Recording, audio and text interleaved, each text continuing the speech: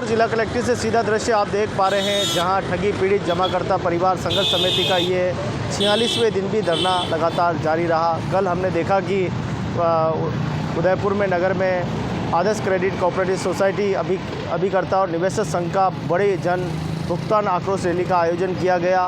देश की विभिन्न जितनी भी क्रेडिट कोऑपरेटिव कंपनियां हैं धीरे धीरे जो है आंदोलन के और बढ़ चढ़कर भाग ले रही है और अपने जनता के खरी कमाई के पैसे की मांग कर रही है। आप देखिए कि 46 दिन का ये आंदोलन हो चुका है। जिला कलेक्ट्रेट के सामने इसी प्रकार के 400 से ज़्यादा स्थानों पर तंबू गड़ाकर सारे लोग जितने भी कार्यकर्ता हैं वो बैठे हुए हैं और लगातार जनता के पैसों की जो है लगातार मांग कर रहे हैं, लेकिन इनका पैसा कब मिलेगा अभी तक कोई भी राहत की उम्मीद नहीं जगी है। 46 दिन हो गए हैं, धूप छाँव बरसात और हर प्रकार की प्रताड़ना सहन करके भी इस आंदोलन को इन्होंने जागृत कर रखा है। अपना घर बार परिवार सब कुछ छोड़कर ये इस काम में लगे हुए हैं। लगातार जितने भी लोग आ रहे हैं उनकी शिकायतें यहाँ पे दर्ज की जा रही है, उनको सदस्यता भी जो है वो भी दी जा रही है। और आप देखिए ये बहन है, इन्होंने शायद कहीं न कहीं अपना पैसा जमा किया होगा, निवेश किया होगा, ये भी आज दर की ठोकरें और दर के चक्कर काटने पड़ रहे हैं। यहाँ एक रजिस्टर रखा हुआ है जो नियमित लोगों के सिग्नेचर और लगातार यहाँ पर उनकी अटेंशन ली जा रही है कि वो कहाँ हैं, किस जगह रहते हैं और कब, ताकि उनसे संपर्क किया जा सके।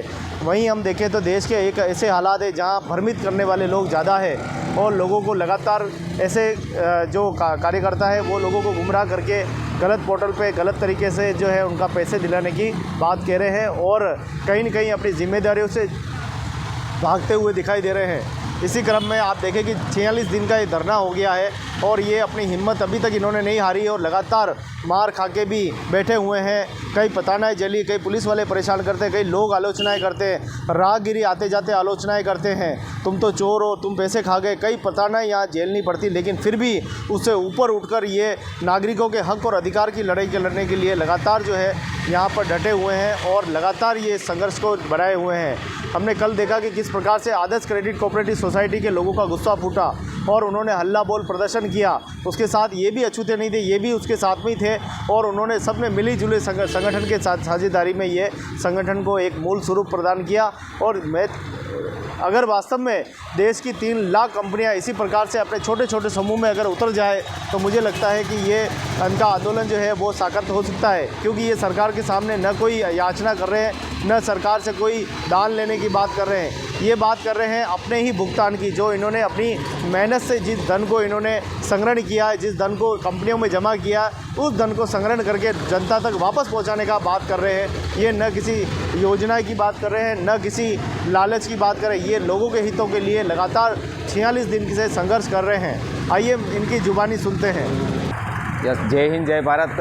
आज हमारा ठगी पीड़ित जमाकर्ता परिवार असहयोग सत्याग्रह आंदोलन का ये आज 46वां दिन है और कल ठगी पीड़ित जमाकर्ता परिवार और आदर्श कोऑपरेटिव सोसाइटी का जो महा रैली निकाली गई और धरना प्रदर्शन कलेक्ट्रेट के सामने दिया गया, तो इससे ये साफ नज़र आता है कि लोग परेशान तो है और देश के आम पब्लिक लगभग 42 करोड़ लोग जो किसी न किसी कंपनियों द्वारा ठगा गया है, जो अब लोगों को, जो आम पब्लिक है उनको अब समझ में आ रहा है हमारा पैसा कैसे निकाला जाए। अब आम पब्लिक रोड पे आने के लिए तैयार है। मैं सरकार से एक चीज़ पूछना चाहता हूँ, क्या ये हमारी बहन बेटी हैं, ये हमारे बड़े भाई बेटे हैं, क्या इन लोगों ने ये सोच के ही पैसा जमा करवाया कि इस कंडीशन में हम यहाँ पे दर की ठोकरें खाएंगे और एक समय कलेक्ट्रेट, जिला कलेक्ट्रेट या सरकार प्रशासन के सामने जाके हम भीख मांगेंगे? अपने पैसे के लिए भीख मांगनी पड़ेगी क्या? ये इन्होंने सोच के जमा करवाया क्या? आज बहुत सारी कंपनियों में जो लगभग 3.5 लाख से एबव कंपनियाँ थी, जो गरीब आदमी का, मजदूर का, जो बेरोजगार का पैसा ऐंठ के चली गई, भाग गई। क्या उन लोगों ने ये सोच के पैसा जमा करवाया? किन लोगों ने पैसा अपने बच्चों की पढ़ाई के लिए, किन बच्चों ने अपने पिता के बुढ़ापे के लिए, किन माता पिता ट्रेनिंग के लिए पैसा जमा करवाया था? मगर आज ये कंडीशन हो गई है, इन लोगों की ये दुर्दशा हो गई है, दर की ठोकरें अपने पैसे के लिए ही। ये देश की व्यवस्था है क्या? यही कानून व्यवस्था है? गरीब का कोई न तो धनी है न तोरी है, जैसे कहते हैं मेवाड़ी में। सबसे ये कंपनी बंद हुई उसके पहले सब व्यवस्थित चल रहा था क्या? कंपनियाँ जो चल रही थी, सहारा है, आदर्श हृदय है, हमारा जन्म दिया उसके पहले से ही कंपनी चल रही थी और सब एजेंटों ने भी विश्वास करके पैसा जमा करवाया, लोगों का पैसा जमा करवाया, निवेशक ने विश्वास, कंपनियों पे विश्वास था क्योंकि मैच्योरिटी भी हो रही थी।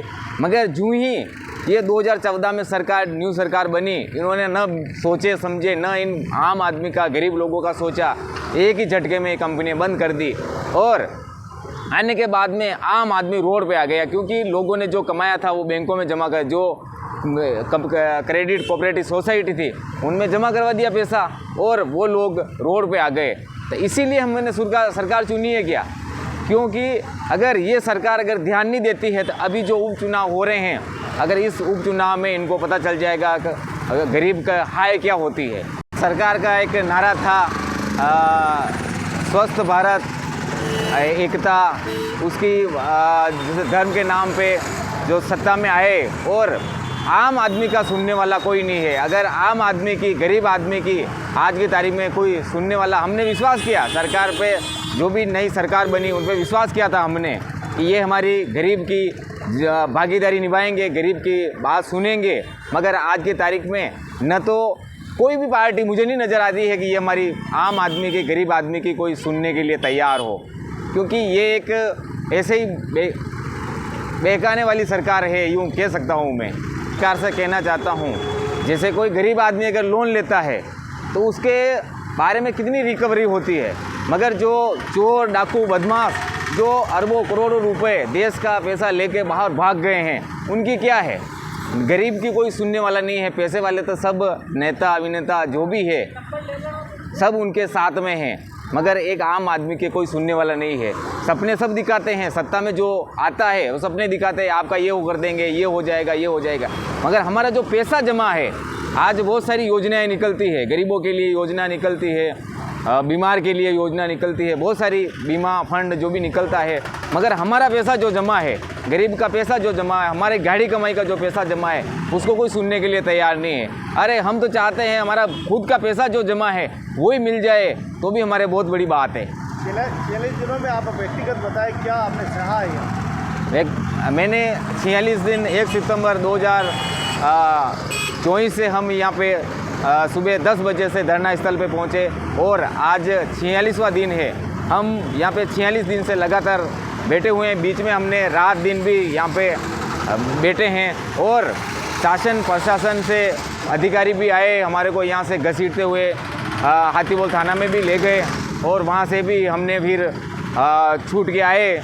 तो ये हमारी संगठन की ताकत थी, एकता की ताकत थी, जिसकी वजह से हम यहाँ पे, क्योंकि हम निर्दोष हैं, हमारे को यहाँ से ले गए तो हमने बताया था कि हमारा पंचनामा बनाए, हमको किस जुल्म में गिरफ्तार कर रहे हो, तो वहाँ से ज़बरदस्ती हमको ले गए और उनके पास में कोई प्रूफ नहीं था, क्योंकि हम हमारी हक की लड़ाई लड़ रहे हैं। आज हमारे हक की लड़ाई लड़ने के लिए भी इतनी अगर मुसीबत झेलनी पड़ रही है। नुकसान आपको हो रहा है?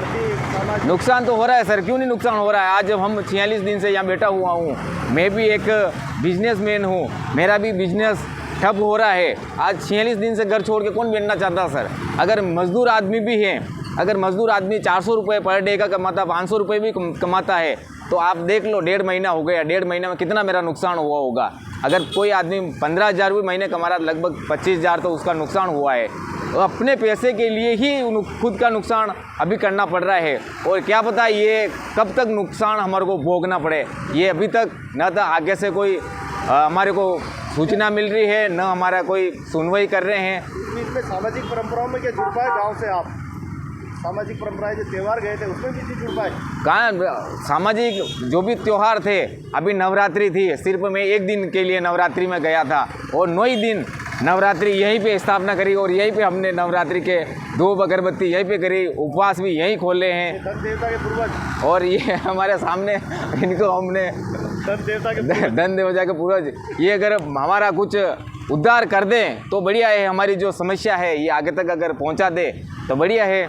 अगर ये गरीब लोगों का पैसा मिल जाए तो हम सर धन्यवाद के पात्र मानेंगे इनको। अच्छे दिन की परिभाषा बताओ, ये अच्छे दिन है कि बुरे दिन है? इससे तो अच्छे दिन क्या कह सकता हूँ मैं। अगर आम आदमी रोड पे है, गरीब आदमी, मजदूर आदमी जो 400-500 रुपये पर डे का कमाता है, वो अगर यहाँ पे आके कलेक्टर के सामने भीख मांग रहा है, अपने खुद की कमाई खुद के पैसे के लिए अगर भीख मांग रहा है, इससे तो अच्छे दिन क्या होंगे। ये तो देश का दुर्भाग्य है कि इससे तो मैं बेटर कोई दुर्भाग्य मान नहीं सकता हूँ। अगर गरीब आदमी रोड पे है तो क्या ये अच्छे दिन है? ये तो आप ही बता सकते हो कौन से अच्छे दिन है। क्या लग रहा है आपको? बस ये आम पब्लिक रोड पे है, और अगर इसी तरह से रोड पे आएगी तो कुछ न कुछ निचोड़ तो निकलेगा ही निकलेगा।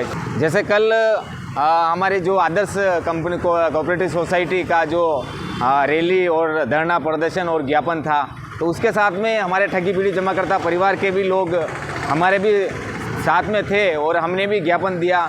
इसी तरह से अगर हर कंपनी के लोग अगर इस तरह से रोड पे आएँ और संगठन के साथ में जुड़ के अगर ये इस तरह का माहौल हर जगह, वैसे तो हमारा जो ठगी पीड़ित जमाकर्ता परिवार का जो संगठन है लगभग 400 से अधिक स्थानों पे हर दिन 46 दिन हो गए हैं, हर जगह हो रहा है माहौल। और इस तरह से अगर हर कंपनी जो भी छुप के बैठे हैं और जो भी एजेंट भाई भी घर पे बैठे हुए हैं और जो भी निवेशक हैं वो भी अगर इस तरह से आ जाएं हमारे साथ में और अधिक से अधिक लोगों को यहाँ पे धरना प्रदर्शन में इन्वॉल्व करें और संख्या बढ़ाएं, तो बहुत जल्दी सरकार इसकी सुनवाई कर सकती है। क्योंकि जनमत अगर लोगों की संख्या अधिक होगी तो सब कुछ संभव है।